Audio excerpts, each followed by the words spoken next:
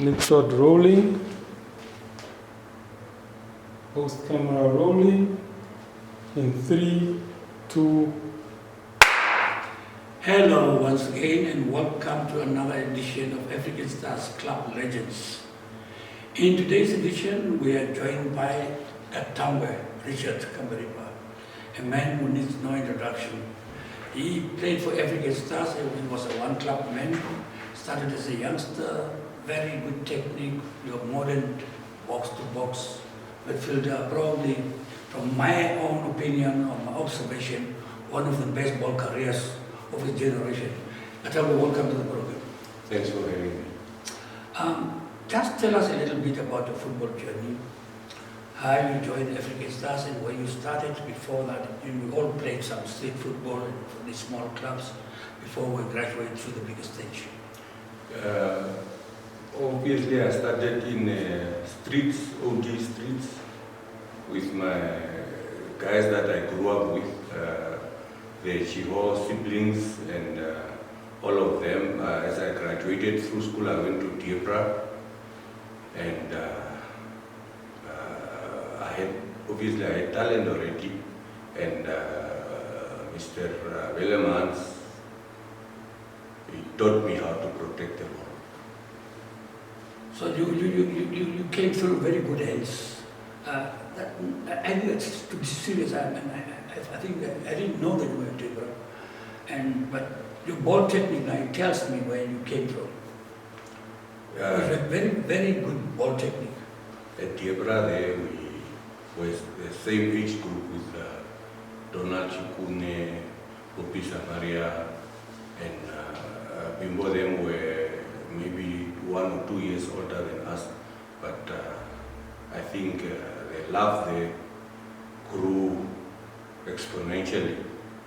And from there, as young kids from Diepra, we used to go and play in Okahanja. There was a team there, Morocco City Stars.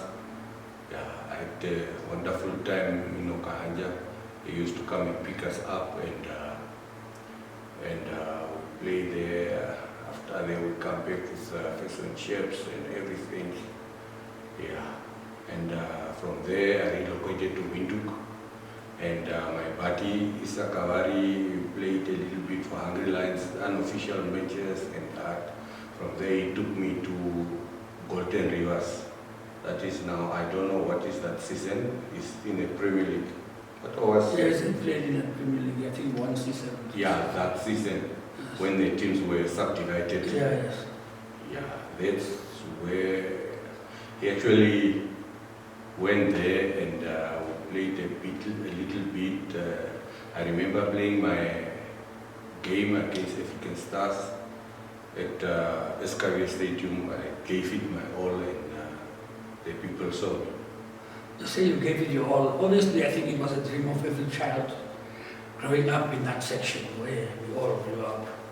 That was a dream of everyone to play for African Stars. So that you obviously probably wanted to impress so that you can be spotted by the scouts. That's the thing. But you see, African Stars never spotted me. From there on, Issa Kavari took me to African Stars. He only trained for a week and then he left me there. So I had to swim there and swim with the sharks? Yeah, swim with the sharks. It was very difficult. So I trained maybe for, I don't know whether it's 2 weeks or 3 weeks. Then I couldn't make it. It's not that I couldn't make it, but there were too many good players. It was such that when you play football, the first team is playing that side. Second team was The second team. the French players. Yeah, and now the French players, if you sit on a bench, you are first team player. So you play maybe 7, 8 guys against 8 guys. It didn't make sense. So I just went home and stayed for a while there. And my buddy, Sipimbe Joe and Sons, Bones, and Saki and Charlie, they convinced me to go back because obviously they knew the talent. So luckily this time when I came back, it coincided with Shepherd Morabe coming to African Stars. African Stars. Yes, and that's how I joined African Stars now. And also when Shepherd came, my whole scope of football was also on another level. I must give due to Shepherd. Shepherd Morabe. Yeah, in molding me. Talking about Shepherd Morabe, you were also among the first bunch of players that was selected to represent Namibia, our first national team under 20 years. Yes, 1990. Yes, and Shepherd was the coach, if I'm not mistaken. Yeah, Shepherd was the coach. So tell us a little bit about that experience, starting playing international football. Yes, Shepherd was something else, very good motivator with his practices was very Enjoyable. very enjoyable and a very, very good motivator. Even already when we started at Stars, maybe after every training matches, he would come to me and speak to me on a personal note and tell me, I was probably the youngest. I was about 16, 17.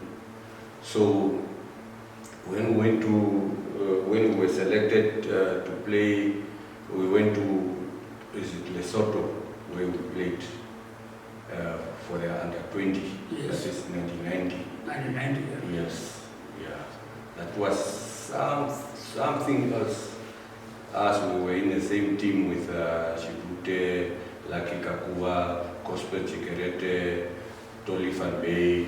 Ronnie Masilo. Yeah, Ronnie Masilo. Somebody, I think. Bobby was not there. Bobby was not there. Yeah, a couple of very good players. Very, very good players. Rex English.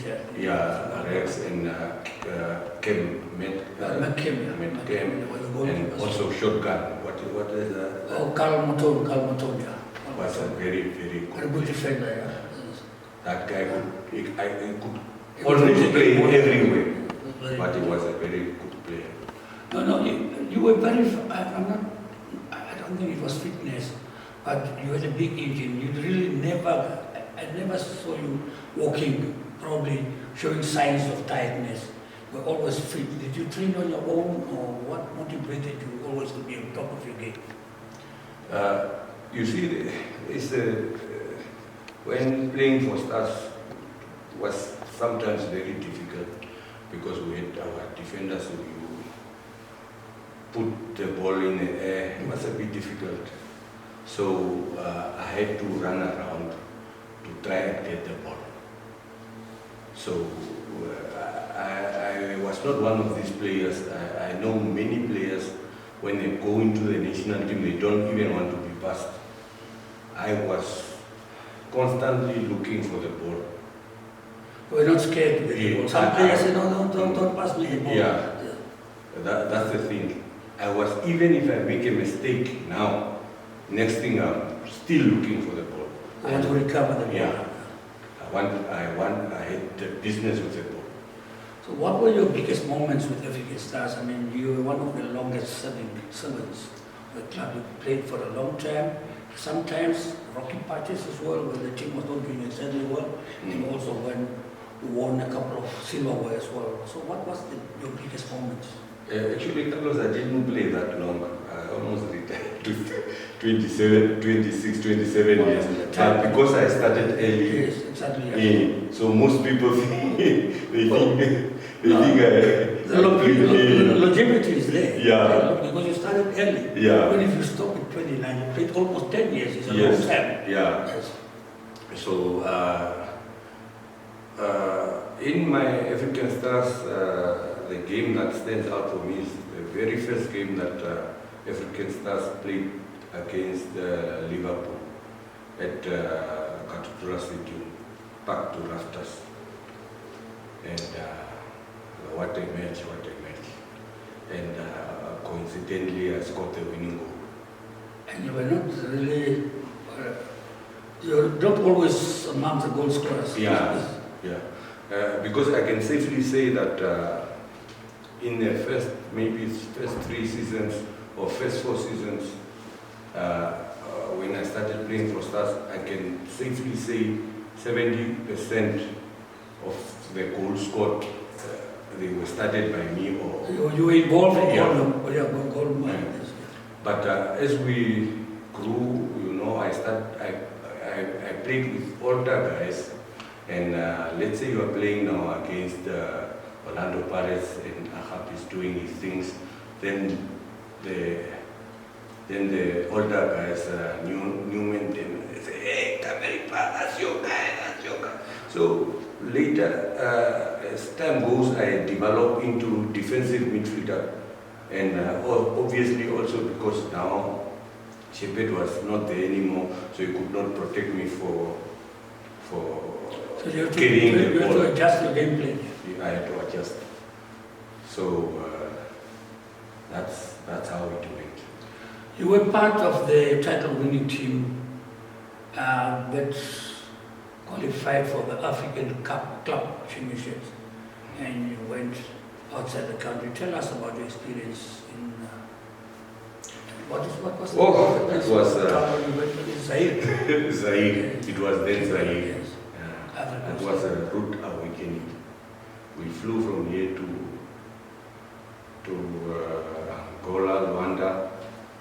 When we came in Rwanda, they said our flight is delayed to 3 days.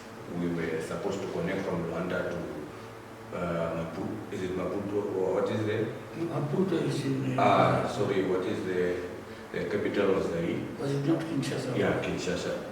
So it was postponed by 3 days. And we were there. Where did you sleep? We were there at the airport. Just sleeping on the seats. Yeah, and we were actually supposed to sleep there. I must give credit to our team manager, Leslie Kozongwiri, who was with Waka, Paki Waka. They negotiated tooth and nail, so they took us to Tropical Hotel. At least there we had aircon and everything. That morning we ate a fabulous breakfast. You know, the people, they ate in that hotel so that we were summarily kicked out of that hotel that morning. So, and while we were there, That was your first foreign trip? yeah, that was my first foreign trip. Oh, First time no, to it's fly? not. It's first time with African Star. Okay. Is it my first time to fly? Yes, because when we went to Lesotho, we just drove in the Kumbis. So it was my first time to fly. And while we were there in the morning, from nowhere came the legendary Congo, a Zairian by birth. Former African Stars. Former African. Zega Dodo. Yeah, I only heard about him. So he came there because he apparently worked for Zairian Airways, and when he read in the papers African Stars, so through the whole night he was looking where is African Stars until he came there. And when he came there, because... How was the reception like? Okay, obviously you didn't know the guy, but I'm sure the likes of George Garrison played with him. That was something to see. George, he was only speaking Damara when he hugged him, and he was crying. The tears was... Tears of joy. Yeah, tears of joy, obviously. And you see, it touched me a bit as well. But then Dondos organized for us to fly to Congo Brazzaville. So that night we flew to Congo Brazzaville, and we had to take a ferry to cross into Over the river. Yeah, over the river.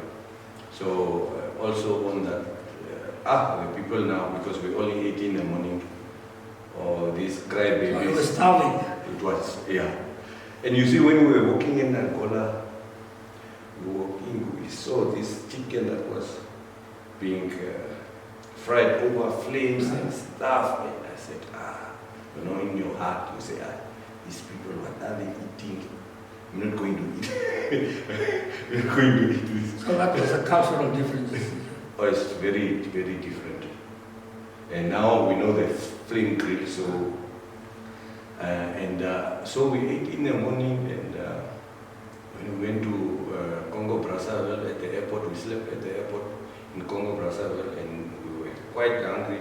Some of our guys like Costa, they were just lying like hungry puppies there on the ground, almost crying.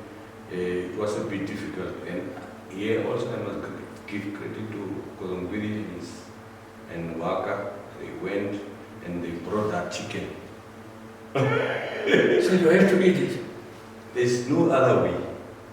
So we ate that chicken, and with is it a baguette, that bread? A baguette, the French Yes, bread. yeah. French bread, baguette. So because we were in the French territory, Yes, absolutely. and we ate, and we slept there. I was also keeping, you have most your big guys, your what. Those Yeah. small groups. Yeah, me and Rasta Poinde and Waka and Costa always used to hang together. Now you're talking about Waka. At the time he just joined African Stars, and he was not registered, but for through whispers in the deep, apparently he managed to play. How did you manage to squeeze him in? I don't know how or whether I'm qualified to say that, but since I'm here now, and this is the history of African Stars, Waka Waka was registered as Tony Miloro. So he went and he played as Tony Miloro. Okay. Now, how was the football like? Now you are now introduced now to international football, because I remember when I was growing up, I watched our central team, Namibian team, playing against teams from South Africa. And so they were very good players, and we used to beat these guys. I remember Kaiser Chiefs gave me in 1969. We drew the first match on Saturday, Sunday, we played 2 matches. We beat them 4-2 and 4-3. And a lot of other teams came here. And the way I didn't really think that there's any team that can beat Namibia. Because you always think like that, you're always in that mode until you get exposed to the other world, start seeing that. No, but I never really thought that the Angolans could play football. They were just shortly before independence, Petro de Atletico came here. They played against Young Ones. Young Ones was probably the best team, football playing team at the time. Beat them 7-0. The next day they drew against Orlando Pirates. Those were the 2 best matches ever played in Namibia. Those 2 matches. Because even when it was 6-0, not 7. Something like that. Yeah, Young Ones. And when you look at that game, you can not tell who should have won that game if you take away the goals. It was end-to-end stuff. Yeah. Very good football, carpet football, nice passing. Young Ones could pass the Yes. Those 2 matches for me stands out as the best ever football matches. I was still a very young boy, but I remember them very well because They played to a goalless draw with Orlando Pirates. Yeah. that game, don't play with General Oka. So now let's go back to Congo. So your first game, I think you lost 5-0 if I'm not mistaken. We lost 3-0. 3-0 and 2-0. Okay, so how was it like now? Was it now fire baptism now? You probably thought you were going to go there, it's another walk in the park. So what was the difference? I mean, what did you find out there? What was funny there, already when we were in Angola, they were telling us, you are going to lose 3-0. When we came in Congo Brazzaville, we are going to lose 3-0. When in Zaire, before we went to Buimai, we had to fly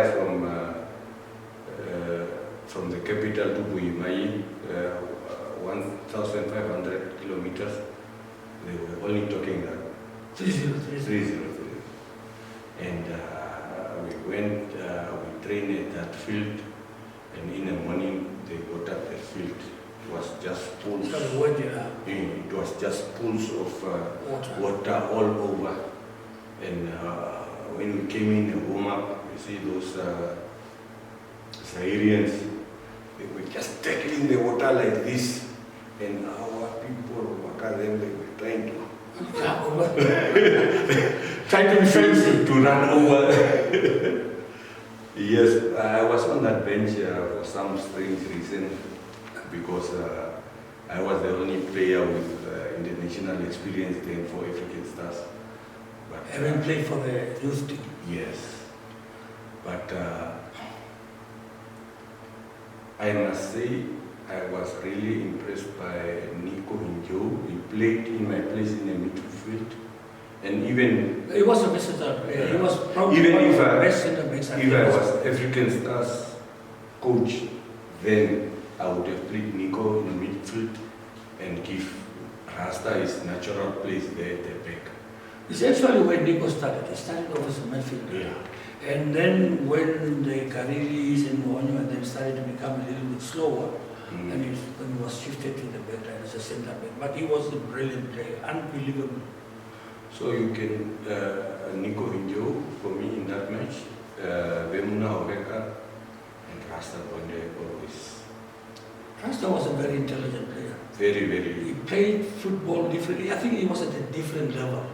And a lot of people, I think he's the most underrated defender of his generation. Never Because to be people, called yeah, for the national team. Never to be called. He brought a different dimension Exactly. to our game.